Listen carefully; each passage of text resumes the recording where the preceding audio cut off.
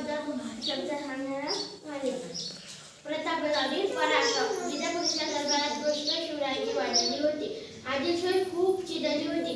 दरबारात आली आणि म्हणाली, कोण शिवरायांना पकडून आणले? तर दरबारात शांतता पसरली आणि मग एक धिप्पाड दयाचा उंचपुरा अफजल खानाने विजा उचलला आणि म्हणाला, मी शिवरायांना पकडून आले, मी शिवरायांना जिवंत पकडून आले. तसा नाही सापडला, मारून तरी दरबारात आणणार म्हणजे आणणारच. मग हे बातमी जेव्हा शिवरायांना कळली की अफजल खान आपल्या महाराष्ट्रात येत आहे, आपल्या महाराष्ट्रात संकट आलं, मग हे रायगडावर होते. त्यांनी जिजामातासोबत दोन गोष्टी सांगितल्या आणि प्रतापगडावर निघाले. हे बातमी जेव्हा अफजल खानाला कळली की शिवाजी महाराज प्रतापगडावर पोहोचले, अफजल खान लय चिडला आणि त्यांनी एक डास टाकला. देवाचे मंदिरच करू लागले तरी शिवराय प्रतापगडाच्या खाली येत नव्हते. मग दुसरा डास टाकला प्रेमाचा. त्यांनी शिवरायांना पत्र पाठवले, तुम्ही माझ्या मुलावानी आहे, तुम्ही मला भेटायला या, तुम्ही किल्ले घेतले ते आम्हाला परत द्या, मी तुम्हाला दरबाराचा सरदार बनवेन. शिवरायांना माहित होते अफजल खान दरबाराचा करार. मग शिवरायांनी पत्र पाठवले,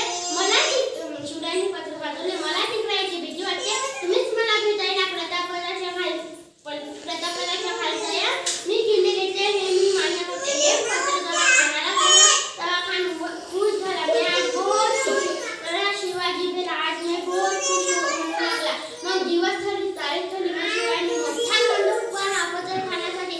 अफजल खान म्हणाला, आपल्यासोबत एक बळीराजा दहा आपल्या अंगाच्या दूर. अफजल खान म्हणाला. मग अफजल खान मंडपात सकाळी येऊन बसला.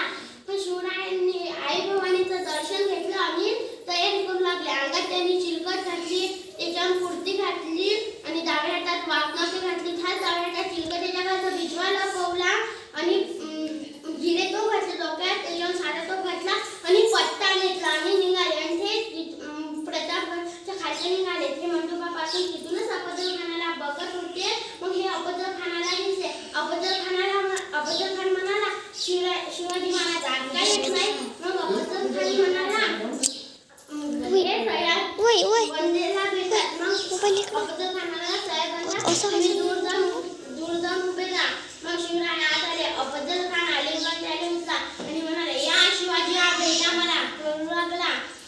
डाव्या हातात मुंडी आली, दाबली, पण शिवरायांना काहीच झाले नाही. मग त्यांनी खंजीर मारले. जसेच खंजीर मारले तसेच शिवरायांच्या सदनात ताडकन फाटलं, पण शिवरायांना काहीच झाले नाही. शिवराय चिलखत घालून आणले म्हणून. मग शिवरायांना समजले खान आपल्यासोबत खेळला. मग शिवरायांनी खानाच्या पोटात वाघनखे घातली. तो डाव्या हातातला बिजवा करून उपसल्या पोटात घुमवला. तशी सातोरी बाहेर काढली आणि खान तिथंच हारून मेला. मग सय्यद बंदेला माहीत